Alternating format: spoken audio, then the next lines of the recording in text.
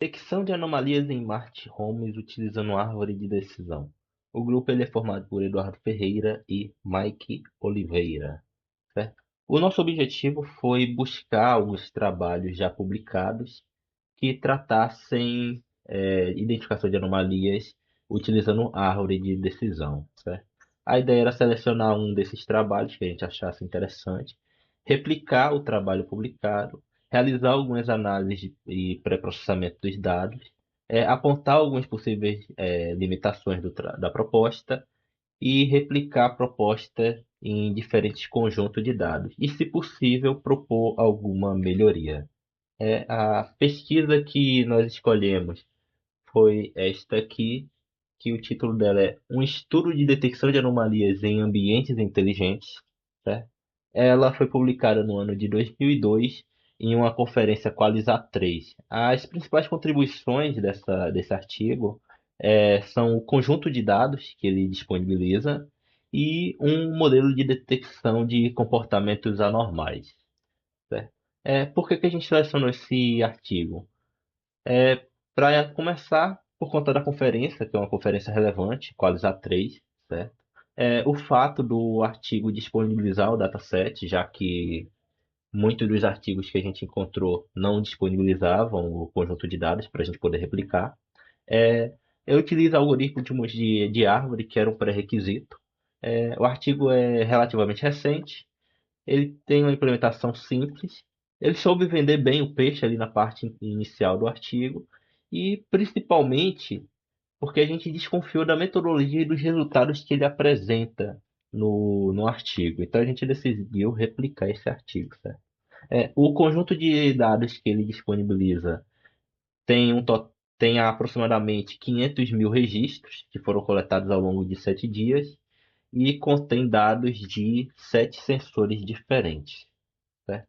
Existia uma pequena discrepância entre os valores que estavam especificados, a quantidade de registros especificada no artigo e o que a gente conseguiu o que a gente encontrou no dataset disponibilizado, certo?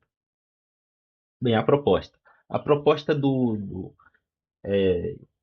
a proposta apresentada no artigo é basicamente você tem um conjunto de dados sem anotação, que são dados como entrada num algoritmo de Isolation Forest, um algoritmo não supervisionado, para que esse algoritmo não supervisionado ele possa criar as labels, identificando o que dentro desses dados o que é anomalia e o que não é.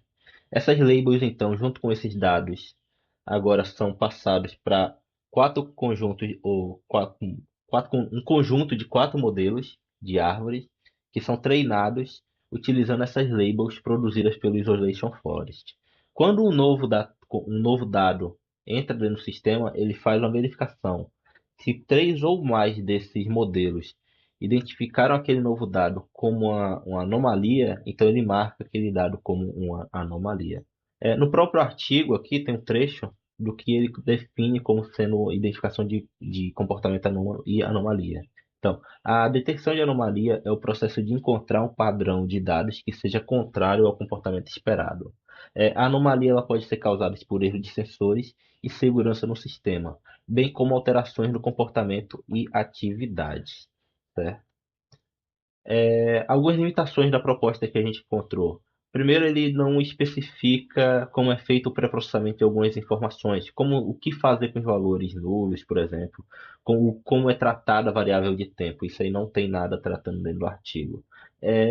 Um outro problema também é que a metodologia que ele apresenta considera apenas os rótulos de anomalias que foram processados pelo Isolation Forest. Também no artigo ele não apresenta a validação desse modelo do Isolation Forest. Então, se o Isolation Forest ele está errado ou ruim, isso vai impactar os outros modelos. E essa análise não foi feita dentro do artigo. Outro problema também é que ele não faz uma validação da proposta como um todo apresentada no artigo. Ele não traz métricas sobre essa estrutura, se ela é viável ou não de ser utilizada, qual a precisão desse sistema, certo? A replicação do experimento. Como tinha uma pequena discrepância entre a quantidade de registros informado no artigo e a quantidade de registros no dataset disponibilizado, a gente fez algumas análises para verificar se de fato era o mesmo dataset. A gente chegou à conclusão de que era sim o mesmo dataset, certo? E replicamos essa estrutura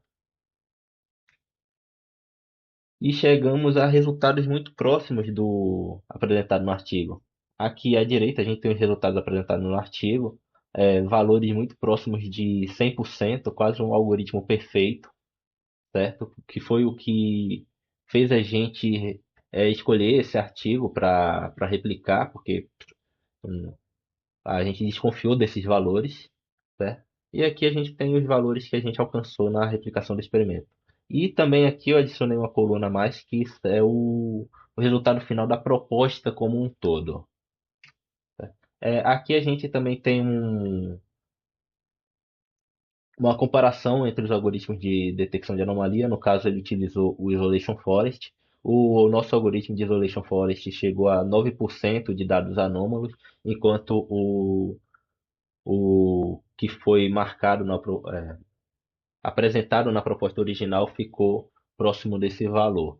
Por questão de curiosidade, a gente aplicou outros dois algoritmos de detecção de anomalia, que é o Local Outlier e o SVM on Class. No caso, o SVM acabou se perdendo e marcou todos os dados como sendo anômalos. Bom, ah, depois de finalizar a replicação desse experimento, a gente ficou se questionando se de fato era válido usar um algoritmo não supervisionado para gerar esses rótulos e depois, pegando esses rótulos e validar com os outros algoritmos supervisionados, né, que foram utilizados, né, baseados em árvore. Então, qual que foi a nossa ideia? Então, pegar um conjunto de dados reais e pegar rótulos reais, ou seja, a gente definiu rótulos que são anômalos. Então, com isso, a gente fez o experimento de um dataset coletado, né, que nós mesmos coletamos. Um cômodo, um morador, são 14 dias de coleta, sendo 8 dispositivos utilizados, né, plug ventilador, temperatura, umidade, presença, luminosidade, lâmpadas de abertura da janela e mais um plug de PC. Ao total foram 5.576 registros de mensagens, sendo 480 registros de anomalias injetados. O que são esses registros anômalos? São nada mais do que ações efetuadas por dispositivos em horários incomuns. Por exemplo, ao ligar o ventilador às 3 da manhã. Então, essa foi a ideia.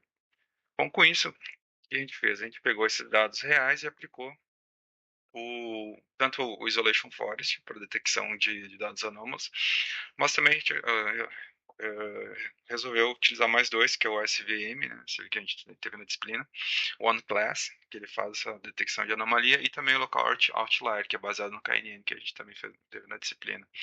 Então, com isso a gente verificou o F1 Score.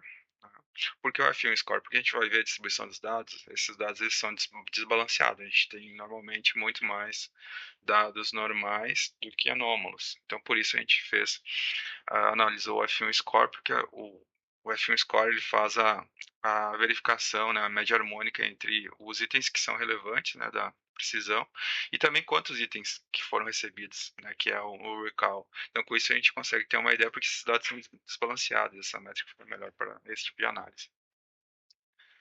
Bom, uh, na análise dos resultados, assim, inclusive no artigo proposto, os autores nem apresentaram esses resultados, mas aqui a gente pode ver que a precisão, embora a precisão seja alta, o F1 score ele fica na casa aí de 60%, 63% para todos os algoritmos, tanto a árvore de decisão, essa tree, Randall Forest e o XGBoost. Então a gente vê que tem uma discrepância desses valores, já não são aqueles valores apresentados de 99 e 97% de acerto.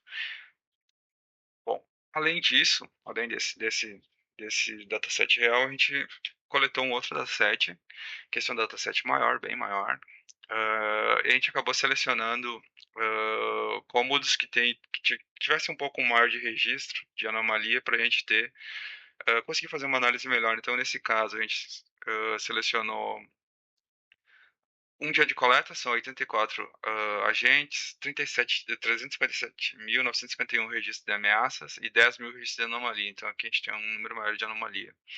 Sendo que são 11 agentes. Por que agentes? Porque um agente pode ser, por exemplo, uma ação numa lâmpada pode ser tanto de on-off quanto a mudança de temperatura da lâmpada, que a temperatura da lâmpada pode ser a cor.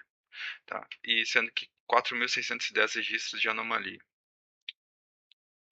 A distribuição desses dados, então, a gente tem 25% mais ou menos de registros anômalos e 75% de registros, mais ou menos aproximado, de registros normais, né? A gente pode verificar, para esse caso, também o local outlier ele teve um resultado melhor, ele teve um F1 score de 80% comparado com o Isolation Forest, e o SVM Class ele falhou nesse teste aí, falhou legal. Bom, e considerando então as outras métricas aplicadas para a proposta final total, a gente vê também que o F1 score é bem baixo e nesse caso aqui também a precisão caiu. Então, a gente vê uma discrepância muito grande, né, das informações que foram utilizadas lá do Isolation Forest, fazendo o rótulo, né, e depois aplicando os outros algoritmos, com os dados reais de fato. Então, a gente chegou à conclusão que essa proposta ela apresenta falhas graves metodológicas, ou seja, utilizar um algoritmo não supervisionado para rotular dados não é uma boa metodologia se a gente não consegue dizer se aquele resultado é bom, se não é bom, se aqueles 9%, né, 9 ponto percentual, ele de fato é bom. Então, eh, nessa proposta também ele assume que todas as entradas que são oriundas dos resultados do não supervisionado são corretas, né? Então, acho que essa metodologia ela acaba sendo invalidada. Eu não sei, a gente não entende como esse artigo foi aceito numa conferência A3, então as conclusões são essas. Referências?